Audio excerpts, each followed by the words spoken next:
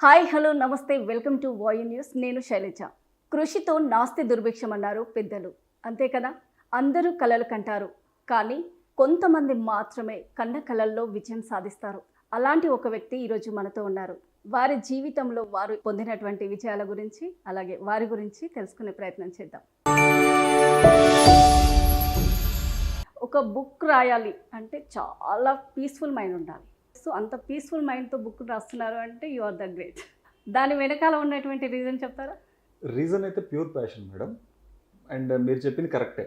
ఒక job, IT job చేసుకుంటూ ఇది చేయడం అనేది it's not an easy thing. నాకు ఆల్మోస్ట్ 3 సంవత్సరాలు పట్టింది ఒక పుస్తకాన్ని ఫినిష్ చేయడానికి. ఒక పుస్తకం మండే టు ఫ్రైడే నా జాబ్ చేసుకుని సాటర్డే సండే నేను ఇట్లా దూరంగా వెళ్ళిపోయి ఇంకా ఫ్రెండ్స్కి కొలీగ్స్కి ఎవరికి కనిపించకుండా ఇక్కడ దూరంగా వెళ్ళిపోయి కొత్త వాళ్ళని కలిసి వాళ్ళని కొంచెం మాట్లాడి వాళ్ళ లైఫ్ గురించి తెలుసుకుని వాళ్ళ ప్రాంతాల గురించి తెలుసుకుని అలా కథలు రాయగలిగాను. నేను ఎప్పుడన్నా ఒక చిన్న ఊరికి వెళ్ళినప్పుడు ఏదన్నా ఎవరన్నా మాట్లాడుకుంటున్నప్పుడు ఎవరన్నా మాట కలిపామనుకోండి, వాళ్ళు చెప్పే కబుర్లు కథలు ఇంకా ఏదో మర్రి చెట్టు దగ్గర దయ్యం ఉందన్న దగ్గర నుంచి ఇంకేదో పిచ్చి పిచ్చి మాటలు చాలా ఉంటాయి. అలాంటివన్నీ నాకు చాలా కుతూహలం అనమాట అవి వినడానికి. అలా ఎవరన్నా చెప్తున్నప్పుడు ఫర్ సపోజ్ నేను బస్సులో వెళ్తున్నా కానివ్వండి, క్యాబ్లో వెళ్ళినా కానివ్వండి, అప్పుడప్పుడు డ్రైవర్తో ఏదైనా మాట్లాడాలంటే వాళ్ళు వాళ్ళ ఊర్లో విషయాలని చెప్తా ఉంటారు. చాలా పెద్ద పెద్ద కథలు అంటే మీరు మాట్లాడిస్తూ వాళ్ళు బ్రిటిష్ వాళ్ళ టైంలో మా ఊర్లో ఇది జరిగింది, అప్పుడు ఇది మా పాతబడ్డ బిల్డింగ్ ఉంది, అక్కడ ఇంకేదో జరుగుతుంది, ఇలాంటివన్నీ చెప్తూ ఉంటారు అనమాట. సో అవన్నీ నాకు వినడం ఇంట్రెస్ట్. అలా నేను వాళ్ళందరినీ కలిసి కుదిరినంత వరకు అందరినీ కలుస్తూ ఉంటాను. కలిసి వాళ్ళు చెప్పిన కథలు విని అది ఎంతవరకు నిజము ఏంటి అని చెప్పి అక్కడ ఇంటర్నెట్లో సెర్చ్ చేయడం కానివ్వండి, ఆ ప్రాంతంలో ఎవరైనా తెలిసిన వాళ్ళు ఉంటే వాళ్ళతో మాట్లాడడం కానివ్వండి, అలా చేసి కొన్ని కథలుగా పోగు చేసి ఆల్మోస్ట్ ఒక 15-20 కథలు అనుకుని అన్నింటినీ ఫినిష్ చేయడం కూడా కుదరదు. వాటికి అన్నిటికీ సోర్సెస్ కావాలి, ఇవన్నీ కావాలి. వాటిలో 9 కథల్ని కథా ఎక్స్ప్రెస్ సీజన్ 1 అనే టైటిల్తో రిలీజ్ చేశాను. ఇది నా సెకండ్ బుక్. ఫస్ట్ బుక్ వచ్చేసి జాయ్ ఆఫ్ లవింగ్. అది English poetry, complete romantic poetry. మొత్తం ఇంగ్లీష్లో రొమాంటిక్ పోయిటరీ. అది మేజర్లీ యూత్ కోసమే రాశాను. అండ్ చదివిన వాళ్ళందరూ నాట్ జస్ట్ యూత్, చదివిన వాళ్ళు 60s లో ఉన్న వాళ్ళు కూడా చదివి మేము కనెక్ట్ అయ్యామనడం. అంటే సింపుల్ ఎమోషన్స్ అవి. లైక్ మొదటిసారి ఎవరినన్నా చూసినప్పుడు మనకి ఏమనిపించింది, ఒక అమ్మాయిని చూసినప్పుడు, అమ్మాయి అయితే అబ్బాయిని చూసినప్పుడు ఏమనిపిస్తుంది, ర్యాండమ్ గా ఉంటాయి కొన్ని ఇన్సిడెంట్స్. వాళ్ళ మళ్ళీ కలం ఏదో ప్రయాణంలో కలుస్తుంది. ఫస్ట్ బుక్ లో ఎన్ని పోయమ్స్ ఉంటాయి? ఫస్ట్ బుక్ లో వచ్చేసి 66 పోయమ్స్ ఉన్నాయి. 66. దాంట్లో ఎక్కువ కాంప్లిమెంట్స్ వచ్చిన పోయిటరీ అంటే అది కిస్సింగ్ లైక్ థీవ్స్ అని. ఆ కవిత్వం ఏంటంటే ఒక అమ్మాయికి చెప్పడం, మనం అందరి మధ్యలో ఉన్నప్పుడు జస్ట్ లైట్ ఆగితే కనుక ఎవ్వరికి తెలియకుండా, శబ్దం కూడా రాకుండా ముద్దు పెట్టుకున్నాము, నువ్వు నేను సొంతమైనా కానీ ఒకరి ముద్దును ఒకరు దొంగిలించుకున్నాం ఎవరికి తెలియకుండా అని. దానికి ఐ కుడెంట్ బిలీవ్ 60s లో ఉన్న వాళ్ళు కూడా నేను బాగా నాకు అది బాగా అనిపించింది, అది చాలా రొమాంటిక్గా అనిపించింది అన్నారు. అదొకటి. And there is one more poem. అది నేను something I believe very heartfully. Romance is for mad men and poets only. అంటే రొమాన్స్ అనేది కవులకి, పిచ్చి వాళ్ళకి మాత్రమే. కొంచెం లైట్ పిచ్చి ఉండాలి, అంత మనిషి అన్నాడు రొమాంటిక్గా ఉండాలంటే. అది లేకపోతే రొమాంటిక్గా ఉండరని నా ఉద్దేశం. సో అవి రెండు బాగా మంచి రివ్యూ వచ్చిన పోయమ్స్. సో రొమాన్స్ గురించి అనగానే యువత నుంచి బాగా వచ్చి ఉంటాయా? యువత నుంచి కన్నా యువత డల్గా ఉన్నారు ఎందుకో చదివిన వాళ్ళు. ఓల్డర్ పీపులే చాలా మంది నాకు బాగా కనెక్ట్ అయింది, నాకు బాగా నచ్చింది అన్నారు. అంటే యువత కొంచెం షైగా ఉండడం వల్ల రొమాన్స్ గురించి మాట్లాడడానికి అదే రీజన్ ఉంటుంది. ఆల్మోస్ట్ 50s 60s లో ఉన్న వాళ్ళు ఎక్కువ మంది చదవంగానే ఏదో గుర్తుకొచ్చింది. మా కాలేజ్ డేస్లో లవ్ స్టోరీ గుర్తుకొచ్చాయి.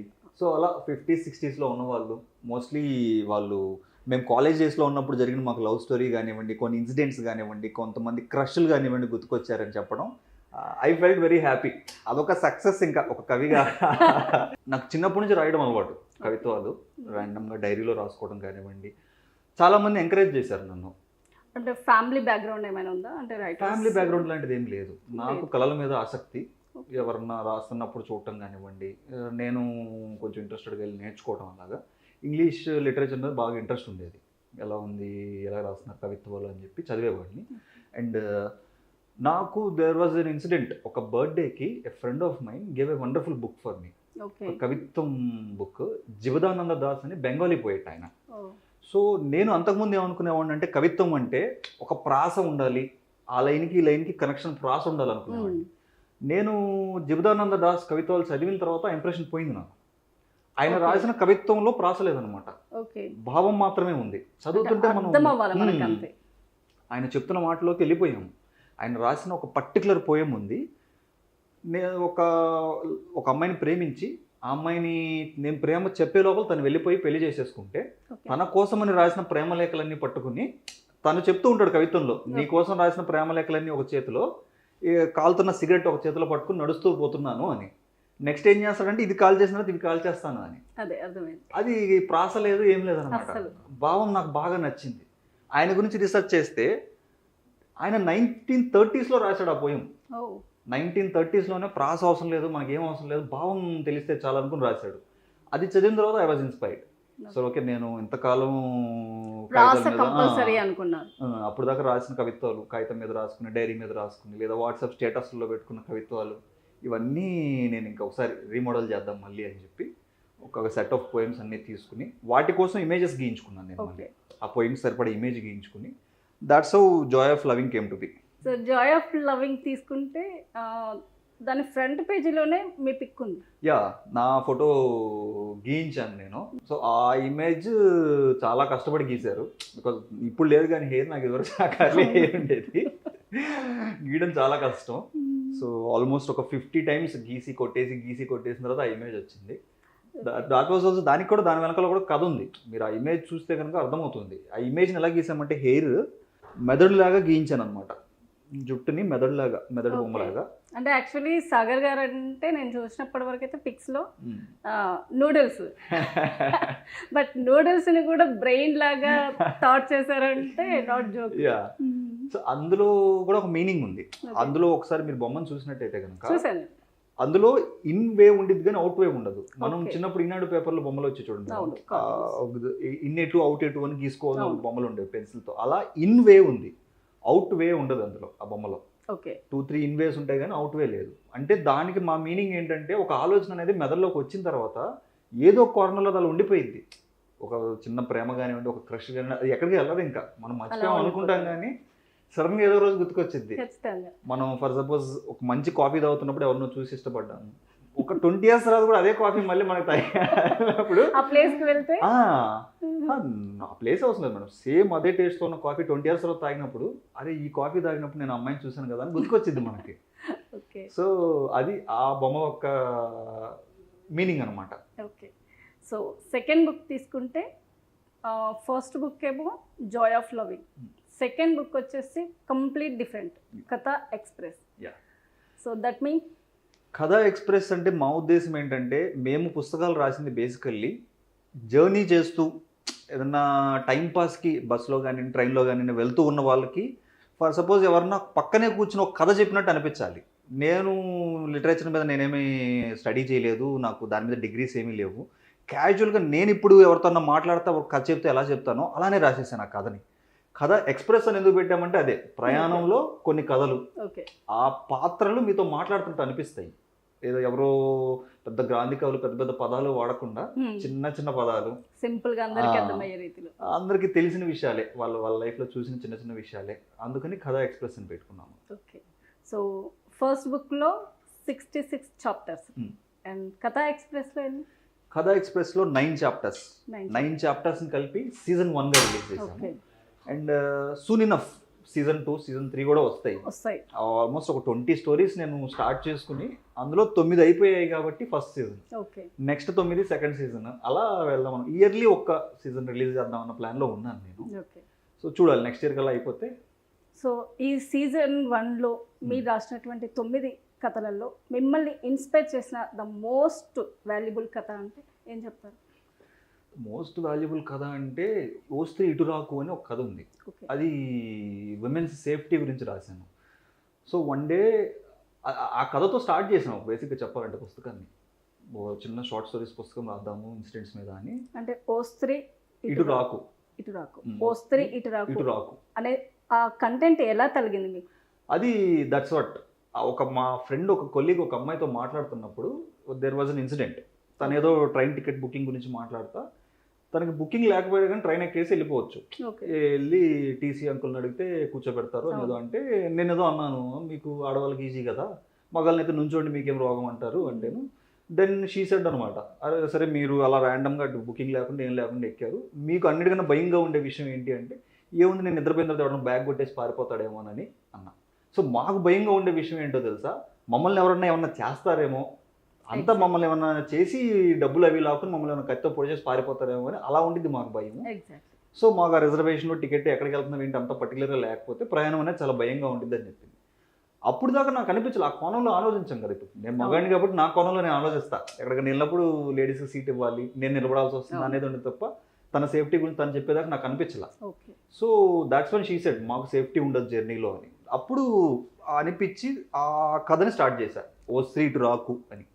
అంటే ఓ స్త్రీ ఇటు రాకు అంటే స్త్రీకి ఎక్కడైతే భద్రత లేదో ఓ స్త్రీ ఇటు రాకు అని ఒక బోర్డు పెట్టామంటే ఎన్ని చోట్ల ఆ బోర్డు ఉండిద్ది, ప్రతి చోట ఎటు తిరిగినా ప్రపంచంలో తను ఏ మూలకు పోయినా ఆ బోర్డు కనిపించింది తనకి అని ఆ ఉద్దేశంతో రాశాను అనమాట.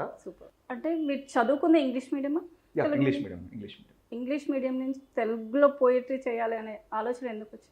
తెలుగులో నేను ఇది పోయిటరీగా రాయలేదు, షార్ట్ స్టోరీగానే రాశాను. పెద్ద పెద్ద పదాలు కూడా ఏం వాడలా, సింపుల్ గా మనం మాట్లాడుకుంటున్న భాషే. ఇప్పుడు మీరు నేను మాట్లాడుతున్న భాష ఇంకా ర్యాండమ్గా అవుతున్న మాట్లాడే భాషలోనే రాశాను. దానికి కూడా కొంచెం కష్టపడ్డాననే చెప్పాలి, ఎందుకంటే పదాల ఉచ్చారణ రావాలి కదా. అవును, సెంటెన్స్ ఫార్మింగ్ కానివ్వండి, ఇలా రాయాలి అలా. ఇంగ్లీష్కి అయితే మనకి ఈజీగా యాక్సెస్ ఉంటుంది, ఎవరో ఒకరిని అడిగితే వచ్చేసింది. నాకు నా ఫ్రెండ్ ఒక ఆయన ఇండియన్ పోస్టల్ దాంట్లో వర్క్ చేస్తున్నారు, ఆయనకి లిటరేచర్ మీద మంచి గ్రిప్ ఉండే. సో నేను ఆయన్ని కాంటాక్ట్ అయ్యి పాపం ఆయన్ని కూడా ఒక 3-4 months ఇబ్బంది పెట్టా, ఎవ్రీడే ఫోన్ చేసి నేను రాసిన లైన్ కరెక్టేనా, అది తప్పేమైనా ఉంటే మళ్ళీ చెప్పని. కథ అంతా అయిపోయిన తర్వాత ఆయనకు పంపించడం, ఆయన మళ్ళీ మిస్టేక్స్ అంతా కరెక్ట్ చేసి మళ్ళీ పంపించడం, నేను లేదు నువ్వు కరెక్ట్ చేసిన మిస్టేక్ నాకు నచ్చలేదని మళ్ళీ పంపించడం. అలా ఆయన కూడా నాతో పాటు ప్రయాణంలో ఎడిటర్, ఈ బుక్కి ఎడిటర్ ఆయనే, భరత్ అని. సో ఈ కథల్లో నాతో పాటు ఆయన కూడా ఉన్నారు, ఈ పాత్రల దగ్గర కానివ్వండి, వీటిలో కానివ్వండి. ఈ పాత్ర ఇలా మాట్లాడింది కదా, ఈ భాష కరెక్ట్ కాదు అని అలా ఆయన చెప్పడం వల్ల కొంచెం ఈజీ అయింది. ఏ గైడెన్స్ లేకపోతే మొత్తం తెలుగు బుక్ అయ్యేది కాదు నాకు. సో కథా ఎక్స్ప్రెస్ గురించి చెప్తే మీకు పబ్లిషింగ్ ఎలా చేస్తున్నారు? పబ్లిషింగ్ వచ్చేసి ప్రేరణ పబ్లికేషన్ అని నా ఫ్రెండ్, ఆయన వెరీ క్లోజ్ ఫ్రెండ్, ఆయన couple of years back, almost 4-5 years back publication company పెట్టుకుని హీఈస్ ఎంకరేజింగ్ యంగ్ ఆథర్స్. ఆయన పబ్లికేషన్ హౌస్ నుంచి ఫస్ట్ బుక్ అయిందే, ఆయన రాసి నువ్వు నేను రాజ్యాంగం అని ఒక పుస్తకం రాసి రాజ్యాంగాన్ని సింప్లిఫై చేస్తా, మన హక్కులు మన బాధ్యతలు అందరికీ మనకు తెలిసేలాగా. ఇప్పుడు ఫర్ సపోజ్ రాజ్యాంగం అంటే చాలా కాంప్లికేటెడ్, ఇది అది చదవలేక అందరూ వదిలేస్తారు మనకు తెలియలే ఇవి అని. అలా కాకుండా అందరికీ సింప్లిఫై చేసి అందరి చేతికి అందించాలి అన్న ఐడియాతో అప్పట్లో ఆల్మోస్ట్ 20,000 to 25,000 దాకా కాపీస్ సేల్ అయింది, వెరీ సక్సెస్ఫుల్ బుక్. సో ఆయన ప్రోద్బలం, నేను కొంచెం ఇలా పోయిటరీ ఏదన్నా రాస్తాను, చిన్న కథలు రాస్తాను అన్నప్పుడు ఆయన కూడా ఎంకరేజ్ చేసి మీరు కూడా రండి అని అలాంటి వాళ్ళు చాలామందిని ఎంకరేజ్ చేశారు. ఆయన ఎంకరేజ్మెంట్తో నేను పబ్లిష్ చేయగలిగాను. ఫస్ట్ బుక్ కూడా సేమ్ కంపెనీ. మెసేజ్ నలుగురిలోకి వెళ్ళాలనుకున్నాం. ఇప్పుడు ఫర్ సపోజ్ ఇంగ్లీష్ పోయిటరీ ఉంది, అది నలుగురిలోకి వెళ్తే చాలు అనుకున్నాం. కొన్ని ఏదన్నా స్టూడెంట్స్ వీళ్ళు కనిపించినప్పుడు ఫ్రీగా ఇచ్చేసేవాళ్ళం, అబ్బాయిలకి అయితే ఇచ్చేసి ఈ లైన్లు వాడండి మీకు అమ్మాయిలు పడతారనే వాళ్ళు, అమ్మాయిలకి అయితే ఇచ్చేసి ఈ లైన్లు వాడండి అబ్బాయిలకి పడకండి అనేవాళ్ళని. అలా ఫ్రీగానే ఇచ్చేసాం, పనిచేసాం చాలా వరకు. ఇది కూడా ఒక బిజినెస్ ట్రిక్కే, యు నో. చాలా మంది I saw lot of people use those lines WhatsApp status లో వాటిలో వాడుకుంటూ ఉండేవాళ్ళు, సగం సగం కొన్ని లైన్స్ వరకు తీసుకుని, అంటే వాళ్ళకి ఏది ఇంపార్టెంట్ తీసుకొని ఎవరైనా అడిగితే నేనే రాశానని చెప్పుకునేవాళ్ళు. చాలా మంది. నాకు దేర్ ఫనీ ఇన్సిడెంట్ వేరు, ఆఫీస్ లో ఒకళ్ళిద్దరు వాళ్ళ క్రష్లకు రాయాలనుకున్నవి అవి ఇవి నా చేత రాయించుకుంటుంటే చిరాకు వచ్చి I thought I should start a service, 500కి మీకు లవ్ లెటర్ రాసిస్తాను. ఆ సర్వీస్ ఆలోచనలో కూడా బుక్ వచ్చింది అనమాట, ఒక విధంగా చెప్పాలంటే. అలా అనుకుంటున్న వాళ్ళందరికీ బుక్ ఇచ్చేసి ఇందులో ఏదో వాడుకోండి, నన్ను విసిగించకండి ప్రతిసారి. ఒక అమ్మాయికి ఇలా చెప్పాలి, తీసేసుకోండి. సో అయితే ఇప్పటి వరకు 2 books పబ్లిష్ అయినాయి, జాయ్ ఆఫ్ లవింగ్, కథా ఎక్స్ప్రెస్. సో మీ నెక్స్ట్ బుక్స్ వచ్చేసి ప్రస్తుతానికి కథా ఎక్స్ప్రెస్ సీజన్ 2 వర్కింగ్ లో ఉంది. And after that all cards on table అని ఒక ఇంగ్లీష్ బుక్ రాస్తున్నాను. ఆల్ కార్డ్స్ ఆన్ టేబుల్, మనం ఇప్పుడు పోకర్ ఆడతాం కదా, అన్ని కార్డ్స్ టేబుల్ మీద పెట్టేసి మాట్లాడుకుంటున్న సంభాషణ లాగా. ఓకే, అవే మాట్లాడుతున్నట్టు. ఆ కార్డ్స్ కాదు, మనుషులు ఆడుకోవడానికి కూర్చున్న మనుషులు మాట్లాడుకుంటున్నట్టు. లైక్ వాళ్ళంతా సూపర్ న్యాచురల్ బీయింగ్స్. మనకి లేని మతంలో దేవుళ్ళు వాళ్ళు. ఇక్కడున్న మతాలు ఎవరిని అడ్రస్ చేయట్లేదు నేను. లేని మతాల్లో దేవుళ్ళని సృష్టించి వాళ్ళు మనుషుల్ని చూస్తుంటే ఎలా ఉంటుంది, దేవుళ్ళు మనుషుల్ని చూస్తూ ఉంటారు. కార్డ్స్ ఆడుకుంటూ మన వైపు చూస్తే వీళ్ళు ఏం చేస్తున్నారు, అసలు ఏంటిది, నన్నే 2 పేర్లతో పిలిచి కొట్టుకుంటున్నారు ఏంటి వీళ్ళు అని చెప్పి దేవుళ్ళు మనం చూసి నవ్వుకుంటే ఎలా ఉండిద్ది అని. అది ఇంగ్లీష్ బుక్. అండ్ నేను one more book is there, love and other bugs అని. సో అంటే అన్ని పురుగులు కాట్ల కన్నా ప్రేమ అనే పురుగే గట్టిగా కరిసిద్దని నా ఉద్దేశం. సో అది వన్ మోర్ బుక్ వర్కింగ్లో ఉంది. యంగ్స్టర్స్ అంటే పబ్బులు, బార్లు అండ్ గర్ల్ ఫ్రెండ్స్ తోటి బాగా తిరుగుతూ ఉంటుంటారు. సాఫ్ట్వేర్ ఫీల్డ్ అంటేనే మండే టు ఫ్రైడే కష్టపడాలి, సాటర్డే సండే ఎంజాయ్ చేయాలంట. బట్ మీ లైఫ్ స్టైల్లోకి వస్తే కనుక కంప్లీట్ డిఫరెంట్ ఉంది. Monday to Friday duty and Saturday Sunday peaceful mind ప్లేస్లోకి వెళ్ళేసి బుక్ రాయాలి అని నేను. సో దీని వెనక ఏమైనా రీజన్ ఉందా? దాని వెనకాల రీజన్ అయితే it's very simple philosophy. Every weekend మనం ఒకటే పని చేసాం అనుకోండి, పబ్కి వెళ్ళినప్పుడు ఎవ్రీ వీకెండ్ పబ్కి వెళ్ళాడు. 20 ఏళ్ళ తర్వాత వెనక్కి తిరిగి చూస్తే వాడు ఏం చేశాడంటే ఆఫీసు పబ్బు తప్ప ఏముండదు. నాకు అలా ఉండద్దు అనుకున్నాను నేను. నేను వెళ్తాను, ఎప్పుడన్నా ఫ్రెండ్స్తో పార్టీకి వెళ్తాము, తర్వాత ఇంకొక చోటుకి వెళ్తాము. ఒక్కోసారి అప్పు చేసి మరీ మోస్ట్ ఎక్స్పెన్సివ్ డిష్ తింటాను, ఒక్కోసారి రోడ్డు పక్కన 10 రూపాయలు ఇడ్లీలు తింటాను. అవన్నీ అనుభవిస్తేనే జీవితం ఫుల్ ఫ్లెజ్డ్గా ఉండిద్ది. ఒక్కసారి నేను వెనక్కి తిరిగి చూస్తే around at my 60s I want to have at least 1000 stories to tell. నా మన వాళ్ళకి వీళ్ళకి ఏదన్నా, తాత నీ గురించి చెప్పు, నీ జీవితంలో ఏం చేసావు అంటే, నేను ఆఫీస్కి వెళ్ళంటారా, తర్వాత పబ్కి వెళ్ళంటారా కాకుండా 100 కథలు ఉండాలి నాకు, కొన్ని 1000 కథలు ఉండాలి. ర్యాండమ్గా ఇది ఇలా చేస్తున్నప్పుడు నాకు even take pride in some of the scars, దెబ్బలు తగిలినవి, ఘాట్లు కూడా నేను గర్వంగా చెప్పుకుంటూ ఉంటాను. ఒకసారి ఇక్కడ ఉండాలి, కుక్క కరిసిన ఘాటు ఉండేది. ఫ్రెండ్ వాళ్ళ ఇంటికి వెళ్తేను కుక్క సడన్గా నేను ఎవరినో అనుకుని మీద పడి కరిసింది. That was also very wonderful experience for me. గుర్తించలేదు, నాకు ఆ కుక్క కలిసేదాకా తెలియదు నిజంగా బొడ్డు చుట్టూ ఇంజక్షన్ వేస్తారు. ఇప్పుడు నేను అందరికీ చెప్తా, కుక్క దగ్గర జాగ్రత్తగా ఉండండి, నిజంగా బొడ్డు చుట్టూ ఇంజక్షన్ వేస్తున్నారు, ఇట్స్ నాట్ ఎ జోక్ అని. అలా ఇలాంటివన్నీ జరుగుతూ ఉండాలి లైఫ్లో. నాట్ జస్ట్ ఇంకా ఆఫీసు ప్రెజర్ అయిపోయింది పార్టీ, లేదా ఇంకేదన్నా టెంపుల్కి వెళ్ళే వాళ్ళు, భక్తి అనుకున్న వాళ్ళు భక్తి, ఈ ఎంజాయ్మెంట్ అనుకున్న ఇది ఒక్కటే జీవితం కాకూడదు అనుకుంటా. భక్తి ఉండాలి, ఎంజాయ్మెంట్ ఉండాలి, ప్రయాణం చేయాలి, నలుగురిని కలవాలి, ప్రేమలో పడాలి, మనసు విరగొట్టుకోవాలి, మళ్ళీ లేవాలి, మళ్ళీ ప్రేమలో పడాలి. ఇవన్నీ చూస్తేనే జీవితం పూర్తయింది. అందుకని నేను మిగతా వాళ్ళతో పాటు ఎంజాయ్ చేస్తాం, అన్నీ చేస్తాం, కానీ వాటితో పాటు other life also I have. అలా that's how my philosophy works. Okay, actually Amrit Sagar మీ పేరు, జాయ్ సాగర్ ఏంటి? జాయ్ అనేది తిరగడానికి, నోరు తిరగడానికి అందరికి ఈజీగా ఉంది. అమృత్ నా పేరు అయితే, ఇక్కడ సౌత్లో అందరూ అమృత్ అని పిలుస్తున్నారు. కొంచెం నేమ్ కన్ఫ్యూజన్ వస్తుంది అనమాట. అమృత్ అని పిలిచిన వాళ్ళకి, అమృత్ అని పిలిచిన వాళ్ళకి సేమ్ నేమ్స్తో ఉన్న వాళ్ళు ఉంటారు. అమృత్ అనే వాళ్ళు నాకు తెలిసిన వాళ్ళు ఉన్నారు. కొంతమంది నోరు తిరగక అమిత్ అని పలుకుతున్నారు. ఇంకొద్దు, ఇలాగైతే కన్ఫ్యూజన్ ఉందని జాయ్ అని మార్చుకున్నా. Joy Sagar pen name. 9th నేమ్లో వచ్చేసి మన ఊరి తుఫాన్. మా ఊరి తుఫాన్ ఇన్స్పిరేషన్ అయితే, ఆ పేరుకి ఇన్స్పిరేషన్ అయితే మా కజిన్ ఒక ఆయన ఉన్నారు. విలేజ్కి వస్తే ఆయన అందరూ తుఫాను అని పిలిచేవాళ్ళు. ఆయన పుట్టినప్పుడు పెద్ద తుఫాన్ వచ్చింది, ఆయన డెలివరీ హాస్పిటల్ తీసుకెళ్ళడం కొంచెం కష్టమే. అలాగా అరే తుఫాన్ రోజు పుట్టాడు, తుఫాన్ అని పిలుస్తా. It became a very big thing. Like ఆయన్ని కలవడానికి ఎవరన్నా ఆఫీస్కి వచ్చినా కానీ, ఆయన ఊరు నుంచి ఆయన ఆఫీస్కి వచ్చినా కానీ, సార్ ఉన్నారా అనుకుంటే తుఫాన్ గడు ఉన్నాడా అని అడిగా ఇలాగ ఉన్నారన్నమాట. సో ఆ పేరు నాకు ఎప్పుడు క్యూరియస్గా అనిపించేది. నేను ఎప్పుడు వెళ్ళినా, బాబు నీకు ఈ పేరు ఎందుకు పెట్టారు బాబు అని చెప్పి అడుగుతూ ఉండేవాడిని. ఆయన ఆ కథ మళ్ళీ నాకు చాలాసార్లు చెప్పటం, అలా ఆ పేరుకి సారాంశం అది. కథ అయితే ఊర్లో ఫర్ సపోజ్ కొన్ని ప్రాంతాల్లో కానివ్వండి, ఎక్కడన్నా కానీ మీరు చూస్తూ ఉంటారు. ధనికుడి కొడుకు సుబ్బారావు గారు అయితే సుబ్బారావు గారు అవుతారు, పేదవాడి కొడుకు సుబ్బారావు అయితే సుబ్బిగాడు అవుతాడు. అసలు అతని పేరేంటో తెలియకుండా ధనికుడి కొడుకుని పేదవాడి కొడుకుని ఒకే పేరున్నా వేరువేరుగా పిలుస్తారు. అలా ఒక మనిషిని ఎప్పుడో ఏదో తుఫాన్లో ఏదో జరిగినప్పుడు ఏదో అయ్యిందని చెప్పి అతను ఆ పేరుతోనే పిలుస్తూ ఉన్నారు, అతను అసలు పేరు తెలియకుండా. అలా అతను ఎంత కోల్పోయాడు, ఊరు మొత్తం అతను ఏదో నిక్ నేమ్తోనే పిలుస్తూ ఉంటే, సుబ్బిగాడు అని అలా పిలుస్తూ ఉంటే, అలా ఒక క్యారెక్టర్కి తుఫాన్ అని పిలుస్తూ ఉంటారు. అతను వెరీ ఇంపార్టెంట్ క్యారెక్టర్ అన్న విషయం వాళ్ళకి తెలియక. సో క్లైమాక్స్లో తెలిసిద్ది అనమాట, అతను మనం సరైన పేరుతో పిలవలేదు ఇన్ని రోజులు, అందుకని చాలా నష్టపోయాడు అని.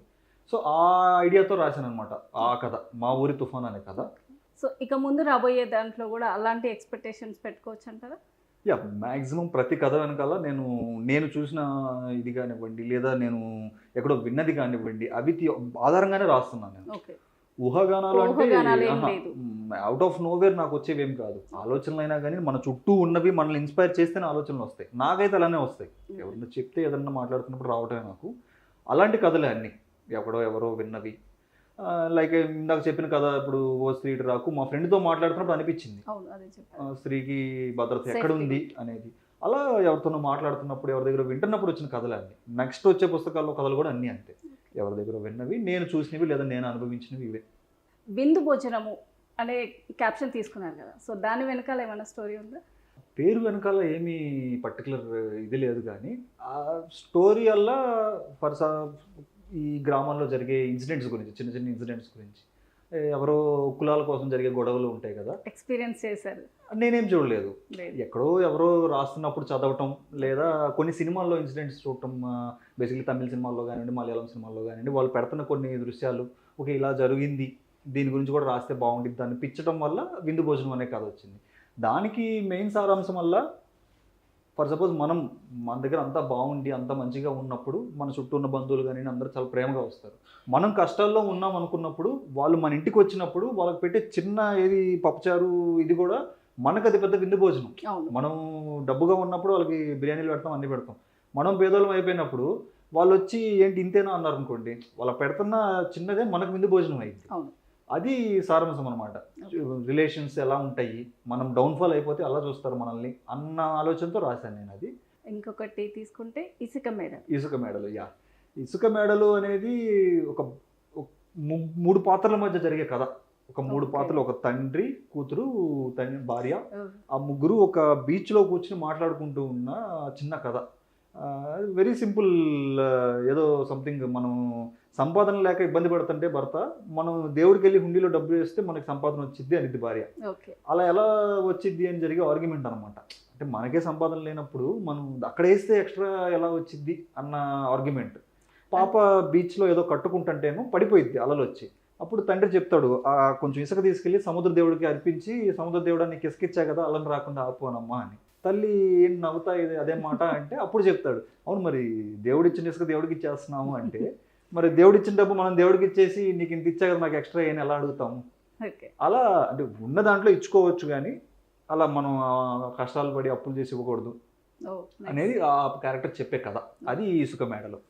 నేను ఒకటి అడగడం మర్చిపోయాను, ఏంటంటే మీకు బుక్స్ రాయడమే కాకుండా స్టేజ్ పర్ఫార్మెన్స్ కూడా చేస్తారు అని విన్నాను. యా అవును మేడం, నేను థియేటర్ యాక్టర్గా చేశాను. ఎన్ని చేశారు ఇప్పటి వరకు? ఒక 50 స్టేజ్ పర్ఫార్మెన్సెస్ అయినాయి. I been doing this from high school నుంచి చేస్తూ ఉన్నా స్టేజ్ పర్ఫార్మెన్స్. హైదరాబాద్లో కూడా 2 గ్రూప్స్లో చేశాను నేను. సో యా, ఆ ఎక్స్పీరియన్స్ కూడా ఉంది. అది దీనికి హెల్ప్ అయింది, ఇది దానికి హెల్ప్ అయింది. రైటింగ్కి యాక్టింగ్కి రైటింగ్ నాకు 2 హెల్ప్ అయ్యాయి. యాక్టింగ్గా స్టేజ్ మీద చేస్తున్నప్పుడు మిగతా వాళ్ళని కలవటం కానివ్వండి, చాలా మంది వచ్చి మాతో మాట్లాడటం కానివ్వండి, అది హెల్ప్ అయింది. ఒక్కోసారి నా డైలాగులు నేనే రాసుకోవాల్సి వచ్చింది.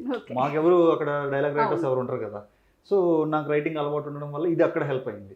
సో రాసుకోవడం కుదిరింది, ప్రతిసారి రాసుకోలేదు కానీ రాసుకోవడం కుదిరింది. కూడా డైరెక్టర్స్ ఎవరన్నా రాసుకో అన్నప్పుడు, కొంతమంది లేదు మేమే రాస్తాం అన్నప్పుడు వాళ్ళు చెప్పిందే చేసాము. Still hand in hand 2 skills నాకు చాలా హెల్ప్ అయ్యాయి. మూవీలో యాక్ట్ చేయడం వేరు, స్టేజ్ పర్ఫార్మెన్స్ చేయడం చాలా డిఫరెంట్. సో ఆ ఎక్స్పీరియన్స్ ఎలా ఉంది మీకు? స్టేజ్ పర్ఫార్మెన్స్ అనేది it's not as hard as you would think. అది ఎఫర్ట్ పెట్టాలి. ఏంటంటే మాకు ఒక్క పర్ఫార్మెన్స్, ఫర్ సపోజ్ మీరు మూవీ 2.5 hours చూసారు అనుకోండి, కట్స్, టేక్స్, ఎడిటింగ్స్ ఉంటాయి. మాకు ఆ 2.5 hours పర్ఫార్మెన్స్ ఏకదాటిగా జరిగిపోయింది. ఎడిటింగ్స్, కట్స్ అట్లాంటివి, రీటేక్ అట్లాంటివి ఉండవు. డైలాగ్స్ అన్నీ కంఠస్థం అయిపోతాయి. For that we'll have at least 2 to 3 months of practice. Every day ఒక 2-3 hours మేము ప్రతి డైలాగు ప్రాక్టీస్ చేసి, ఎవరి డైలాగ్ తర్వాత ఎవరిది హ్యాండ్ మూమెంట్ తర్వాత ఎవరిది, ఇవన్నీ కూడా ప్రాక్టీస్ చేసి ఉంటాం. సో హార్డ్ వర్క్ అన్నట్టు, చాలా హార్డ్ వర్క్ అది. ఐ వుడెంట్ సే సినిమాల వాళ్ళు ఈజీ ఏమంటలా, అదొక ఆర్ట్ ఇదొక ఆర్ట్. దాన్ని పోల్చడం కన్నా ఇది కొంచెం మాకు ఈజీగా అనిపించింది, దీనికి అలవాటు పడ్డాను కాబట్టి. కానీ ఎక్కువ కష్టపడ్డప్పుడు వాల్యూ ఉండదు.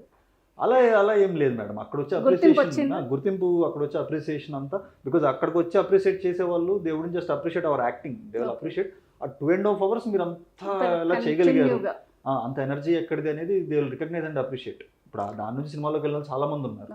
నేను జాబ్ ఉండడం వల్ల ఫుల్ టైం ఎంప్లాయ్ అవ్వటం వల్ల I couldn't pursue into movies. వెళ్ళాలని ఎప్పుడైనా అనిపించినా కానీ ఒక్కసారి ఈఎంఐలు కట్టాలి కదా, ఈఎంఐలు ఎవరు కడతారని ఆగిపోతాం మేము. అలా సో దాని నుంచి వెళ్ళిన వాళ్ళు ఉన్నారు, నా ఫ్రెండ్సే ఉన్నారు కొంతమంది సమ్ ఓటీటీస్లో కానీ చేస్తున్నారు ఇప్పుడు. వండర్ఫుల్ ఎక్స్పీరియన్స్ అది. సో ఇప్పటి వరకు 50 చేశారు, యా. ముందు కూడా చేయబోతున్నారు. ఇక ముందు కూడా చేస్తూ ఉంటాము. ఈ లిటరేచర్ వీటి తర్వాత it will be third preference అనుకోండి టైం అంటే దొరికితే. ఈ బుక్స్ రాస్తున్నప్పుడు అంటే బుక్ వెనకాల ఏదైనా థాట్ ఉందంటారా? అంటే ఇంకా మూవీస్కి స్టోరీస్ రాయడము, లేదంటే ఇంకా మోర్ దెన్ బెటర్ బుక్స్ రాయాలి? నాకైతే ప్రజెంట్ అయితే I wanted to give this book movie rights. ఓటీటీకి ఎవరికన్నా అడిగితే ఇద్దామన్న ఆలోచన, సినిమాటిక్ వాల్యూస్తోనే రాశాను నేను. మొత్తం స్క్రీన్ ప్లేతో సహా ఎలా ఉండిద్ది అన్నట్టుగానే రాశాను. నా ఫస్ట్ బుక్ కూడా lot of people, young what we say film school నుంచి వస్తున్న డైరెక్టర్స్ చాలా మంది అడిగారు, ఈ పోయిటరీ ఉంది కదా, ఇన్సిడెంట్ నాకు నచ్చింది, నేను వాడుకోవచ్చా, నా ఏదో షార్ట్ ఫిల్మ్లో వాడుకోవచ్చా, ఇంకేదన్నా ప్రజెంటేషన్లో వాడుకోవచ్చా అంటే ఇచ్చేసాను నేను. డబ్బులు కూడా ఏమవసరం, సరే తీసుకోండి, మీరు అప్కమింగ్ ఆర్టిస్ట్ కదా. సో ఇది ఇలాంటివి ఏదన్నా ఇవైతే కొంచెం రీసెర్చ్ బాగా చేసినాయి కాబట్టి I might expect something. But అవి కూడా ఏదన్నా వాళ్ళు అప్కమింగ్ వాళ్ళు అనుకుంటే ఐ వుడెంట్ మైండ్, తీసేసుకోండి. యా. మీకేమైనా ఇంట్రెస్ట్ ఉందా? ఇంట్రెస్ట్ అనేది నా ఇంట్రెస్ట్ కన్నా బ్యాంక్ ఇంట్రెస్ట్ ఎక్కువ ఉన్నాయి. లైక్ ఐ సెడ్, ఈ అమ్మాయిలు కట్టాలి కాబట్టి జాబ్ మానేలేము. So my job supports all this, my job supports all this passion. So నేను ఓన్లీ ప్యాషన్ కోసం జాబ్ మానేసుకుని రాలేను. Some of us has to maintain that balance. అలా వచ్చిన వాళ్ళు సక్సెస్ అయిన వాళ్ళు ఉంటారు, చాలా తక్కువ సక్సెస్ అయిన వాళ్ళు ఉంటారు. బ్యాక్ సపోర్ట్ లేకుండా సక్సెస్ అవ్వడం అనేది చాలా కష్టం. అందుకని I wouldn't risk like that. ఇప్పుడున్న కాలంలో అయితే the most important money. Yeah, definitely. ఫైనాన్షియల్గా సేఫ్గా ఉంటేనే ఎక్కడికి వెళ్ళినా మనకి మర్యాద అయినా ఉండేది, ఇంకేదైనా ఏదైనా మనం చేయాలనుకుంటే చేయగలుగుతాం. బుక్ అయినా కానివ్వండి, నేను నా సొంత డబ్బులు పెట్టుకోగలిగాను, అంతా చేయగలిగాను కాబట్టి ఓకే. లేదంటే అది పట్టుకుని సార్ మీరు ప్రొడ్యూస్ చేస్తారని వెళ్తే ఎవరు పట్టించుకోరు. సో ఐటీలో మీ జాబ్ ఏంటి? నేను సాఫ్ట్వేర్ డెవలపర్. సో ఓన్గా ఏమైనా బిజినెస్ థాట్స్? ఓన్గా బిజినెస్ అంటే ఓన్గా బిజినెస్ ఏం లేదు, కానీ I have a little organization, me and my friends started. దాని ద్వారా మేము ఐటీ ట్రైనింగ్స్ ఇస్తూ ఉన్నాము. చాలా వరకు లిమిటెడ్ రేంజ్లో కొంతమంది ఎఫోర్డ్ చేయలేని వాళ్ళు ఉంటారు, అమీర్పేట దాకా వచ్చి ఇక్కడ హాస్టల్స్లో దిగి ట్రైనింగ్స్ తీసుకోలేని వాళ్ళు ఉంటారు. వాళ్ళ కోసం చాలా తక్కువ ఖరీదులో వాళ్ళకి వచ్చేలాగా, ఫర్ సపోజ్ బయట 100 రూపాయలకి వస్తుంది, మేము 30 రూపాయలు 40 రూపాయలకి వాళ్ళకి ట్రైనింగ్ అయ్యేలాగా, అలాగా స్కిల్ గ్రోత్ అకాడమీ అని ఆ పేరుతో ఒక ఆర్గనైజేషన్ నడిపిస్తున్నాము. Skill growth academy. యా, అది అందులోంచి మాకు లాభం వచ్చేది ఏం లేదు. బేసిక్లీ మా శాలరీస్ మేము దాని మీద పెడుతూ ఉన్నాము. బికాస్ వీ రిమెంబర్ మేము చదువుకోవడానికి ట్రై చేసినప్పుడు మాకు ఎంత హాస్టల్స్లో ఉండడానికి కానీ, ఫర్ సపోజ్ మేము రెంట్ కట్టి ఫీజు కట్టి ఉన్నా కానీ అక్కడ ఫుడ్ బాగోక, ఎవ్రీడే అక్కడ దాకా నడుచుకుంటే వెళ్ళాలి, బండ్లు ఏముండే కాదు, ఎండలో వెళ్ళాలి, ఇవన్నీ పడలేక వాళ్ళు ఏ విలేజ్లో అన్నా ఉండనివ్వండి, ఒక కంప్యూటర్ వైఫై ఉంటే చాలు వాళ్ళకి. మేము క్లాస్ చెప్పిన టైంలో వాళ్ళు క్లాస్ జాయిన్ అయితే చాలా సెషన్స్ మేము ఫ్రీగా చెప్పేస్తూ ఉంటాం. వీక్లీ నాలాంటి వాళ్ళు నా ఫ్రెండ్స్ ఉంటారు చాలామంది. యూ వుడెంట్ బిలీవ్, చాలా మందికి అలా సేవ చేయాలని ఇంట్రెస్ట్ ఉండి చేయటం ఎలాగో తెలియక అయిపోతారు. సో వాళ్ళకు ఒక ప్లాట్ఫామ్ లాంటిది. సాటర్డే సండేస్ ఎప్పుడన్నా ఫ్రీగా ఉన్న వాళ్ళు వాళ్ళు అక్కడ ఫ్రీగా క్లాసెస్ చెప్తారు. జాయిన్ అయిన స్టూడెంట్స్ నోట్ చేసుకుంటూ ఉంటారు, డౌట్స్ అడిగితే డౌట్స్ చెప్తారు. సో ఇది సాగర్ గారు రాసినటువంటి రెండో బుక్, కథా express season 1. So next season 2 కూడా ఉంటుంది. సీజన్ 1 గురించి అయితే చాలా మంచి కామెంట్స్ వచ్చాయి. ఈ బుక్ గురించి కూడా తెలుసుకుందాం. కథా ఎక్స్ప్రెస్ అన్న కాన్సెప్ట్ అనుకున్నప్పుడు 9 కథలు అనుకోలేదు మేము, ఎంటైర్ సిరీస్ అనే అనుకున్నాం. సీజన్ 1, సీజన్ 2, సీజన్ 3 అలాగా. మా ఆలోచన ఏంటంటే ఒక మనిషి ఆ కథలన్నీ తను మూట కట్టుకుని తీసుకెళ్తున్నట్టు, ఆ కథలన్నీ మూట కట్టుకుని తీసుకెళ్తూ మనకు అందిస్తున్నట్టు ఆలోచించాము. ఇది కవర్ ఫోటో ఇది వచ్చేసి పబ్లికేషన్ ఓనర్ ఈయన డిజైన్ చేశారు. చాలాసేపు నాకు నచ్చలేదు అని నేను, లేదు ఇదే బాగుందని ఆయన, నేను ఆఖరికి ప్రింట్ అయ్యేటప్పుడు నేను కన్విన్స్ అవ్వలేదు. I was not convinced. Creative differences ఉండి మా ఇద్దరికి లేదు. బట్ ప్రింట్ అయిన తర్వాత చూసి నేను ఫోన్ చేసి, brother thank you very much, మీరు పట్టుబట్టి ఇదే ఉండాలి అన్నారు. దానివల్లే చాలా బాగా వచ్చింది. ఫ్రంట్లో ఏంటంటే బాధ్యతలన్నిటినీ బరువుగా మోస్తూ టైంతో పాటు వెళ్తున్నాడు. సో బ్యాక్ సైడ్ చూస్తే కనుక ఇంకా చాలా ఇంట్రెస్టింగ్గా ఉన్నట్టుంది. మీరు చెప్తారా లేదా? నేను పరుగులు తీస్తే ప్రపంచం ఏ ఒక్క మనిషి కోసమో ఆగి చూడదు. అలాంటి ప్రపంచాన్ని కూడా ఆపే శక్తి కేవలం ఆలోచనలకు మాత్రమే ఉంటుంది.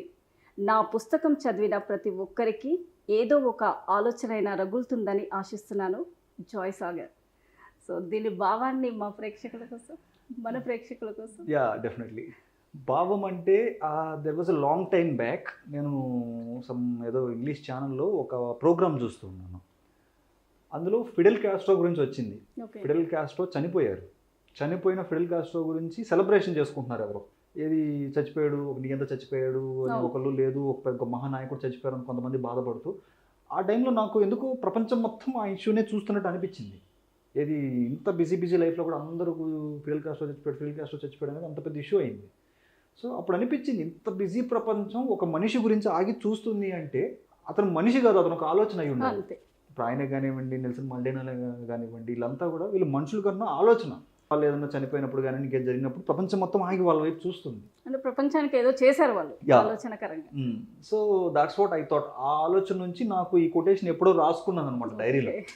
పరుగులు తీసే ప్రపంచం ఎవరి కోసం ఆగి చూడదు, అలా ఆగి చూసే శక్తి ఆలోచనలకు మాత్రమే ఉంటుందని. సో ఈ పుస్తకం రాసిన తర్వాత అబౌట్ ద బుక్ ఒక చిన్న కవిత్వం లాగా అనుకుని అదొకటి యాడ్ చేశాను. చూశారు కదా, సాగర్ గారి జీవితంలో పొందినటువంటి విజయాల గురించి ఎంత చక్కగా వివరించారు. మరి ప్రతి ఒక్కరూ వారి జీవితాలలో ఉన్నతంగా జీవించాలని ఆకాంక్షిస్తూ థ్యాంక్ యూ.